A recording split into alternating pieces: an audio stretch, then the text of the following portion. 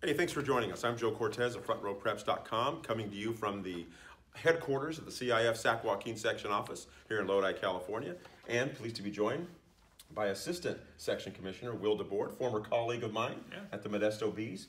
We were ink-stained wretches together, and one of the things we always enjoyed was doing the kind of mid-season playoff projections, which is what we're going to be doing right now for Divisions 4 through 7. Explain to the folks a little bit about how the playoff seeding is going to work, or the playoff selection is going to work this year. Sure, no problem. You can go onto our website, cifsjs.org, and go to the football page, and you'll find the enrollments, and you'll see teams are divided by columns. There's 6 large columns, each 22, 23 teams each, and then there's one small column, the 7th column, probably about 15 teams there. We'll be taking every league champ, and we'll be taking after that, 12 from each column as ranked by CalPreps. So in the first column, let's say there are 4 league champs. We are then taking the 8 teams after that that are the next highest ranked by CalPreps. You have to have 4 wins to get into the playoffs. So if you go 3 and 7, even if you're in the top 12, you're not moving on. You're done. But and then once we have all those teams determined, we have a pool of 78 teams. Then they get mixed together and basically divided by enrollment. They're putting the hat. League championship rule comes into play.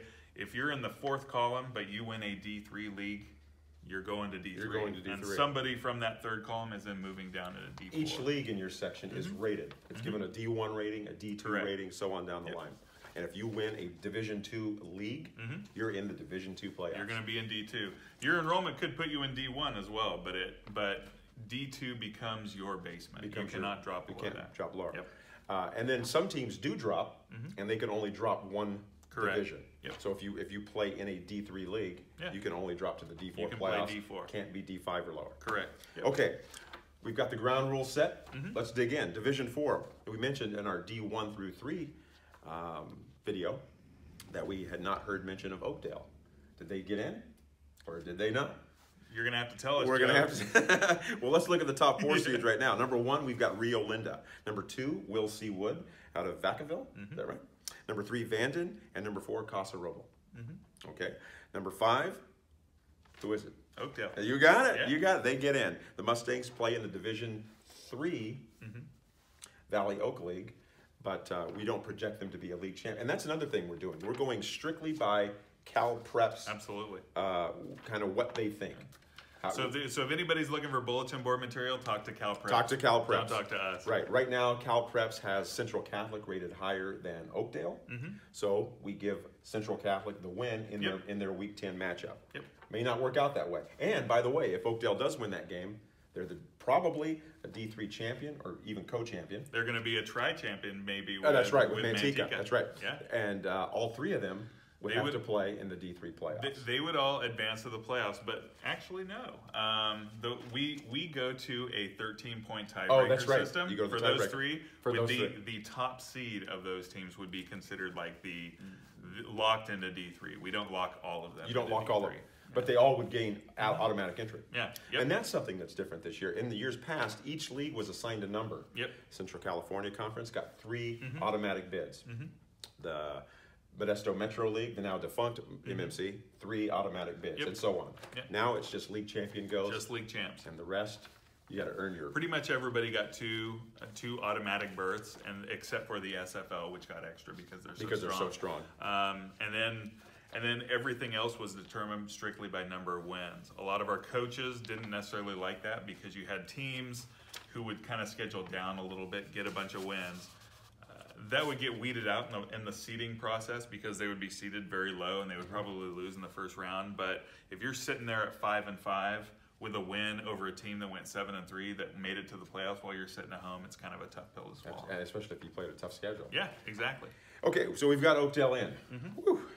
Number 6 is Vista del Lago. Number 7, Patterson.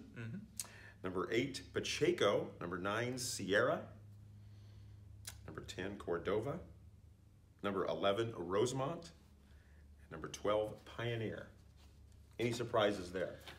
It's just interesting seeing Oakdale all the way down in D4. And not the number 1 seed. Yeah, their enrollment is such that they're kind of D4 in a lot of sports. They would be if they weren't winning league titles. I mean, it's been several years since Oakdale has been locked into 3 because they were either winning their league or they were the defending D3 section champion. And you're one of those 2 things. You're locked into D3. But here's a case where they aren't. Ironically enough, Central Catholic, because of continued success, they're locked into D2. They're going to be D2. And Manteca, which won the D3 title last year, beating Oakdale, they're locked into 3. Yep. Okay, on to Division 5.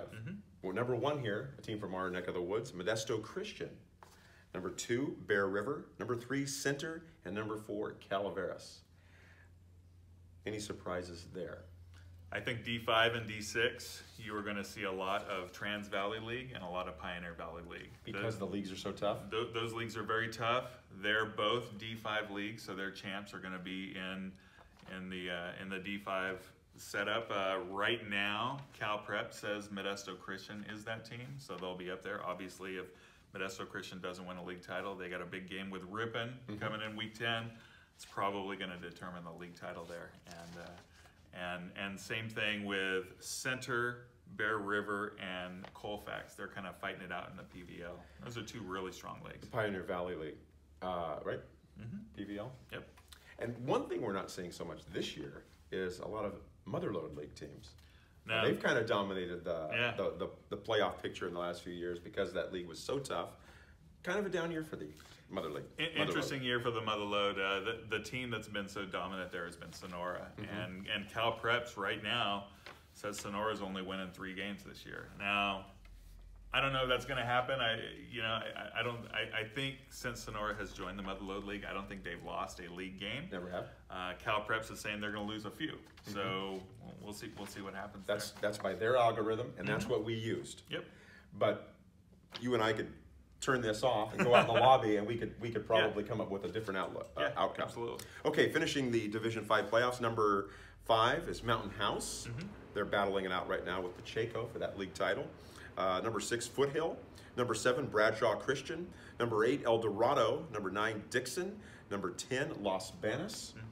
Number 11, Woodland. And number 12, Valley. On to Division 6. Number 1 in this bracket is Colfax. Number 2, Ripon. Number 3, Ripon Christian. Now, wouldn't that be one for the ages? That'd be a wild one, that's for sure. I mean, Ripon Christian, they've had football there for almost 2 decades now. Pretty close, and they've been very competitive in the Southern League, and it sounds like it was a great game this last week with ORESTIMBA, right? Ripon Christian. The Knights took a large step toward winning that Southern League title. Yeah, absolutely. And Cal Preps thinks they will win the title, and they're going to be lumped in with all these PVL and TVL bullies. That's for sure. Number 4, HILMAR. Number 6, Argonaut. Number 5, I'm sorry, number 5, ESCALON. Number 6, Argonaut. ESCALON, another one of those TVL teams. Number 7, Rio Vista. Number 8, your alma mater, Houston Huskies. Yep. Number 9, Amador. Number 10, ORESTIMBA. Number 11, Highlands. And number 12, Linden. This is kind of a tough luck draw for ORESTIMBA. I should say draw, but this format doesn't do them any favors because they're kind of a larger. Yeah, them being a larger school, they're going to do very well in the Southern League, but their numbers, they're bigger than a good chunk of the schools in the TVL. They're going to end up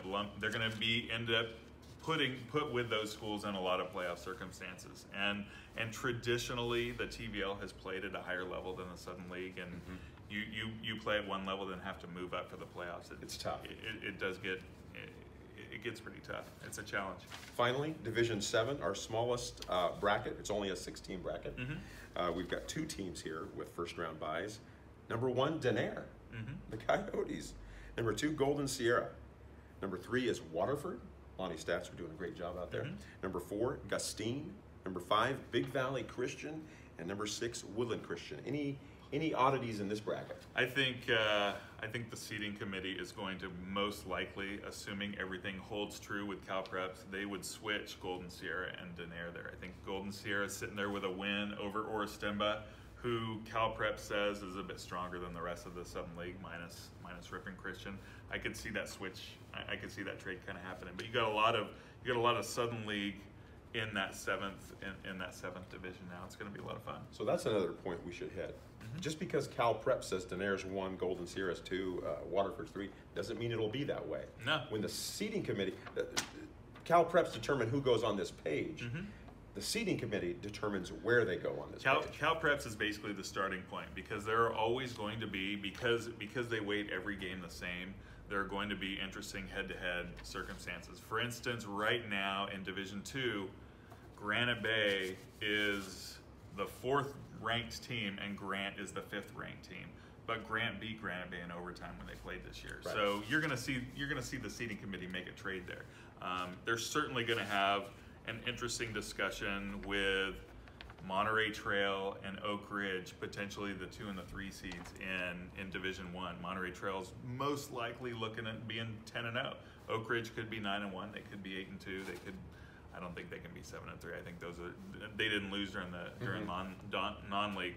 Oak Ridge, much tougher league. What do you do there? And really, what are they going to do with what's going on at the top of D2? I mean, you have 3 really, really strong teams in Del Oro, Central Catholic, Intercom, and because there is a little bit of drop off between 3 and 4, it's going to be a pretty big argument, simply because whoever's the 1 seed there, they don't have to play both of those other 2 guys. Right. So they only get to play 1. So that's our look at the if the season were over today. This is a look at who would be in the playoffs, who would not. Hopefully your team is in. For Will DeBoard of the Sac-Joaquin section, I'm Joe Cortez of Front Row Preps. Thank you for stopping by.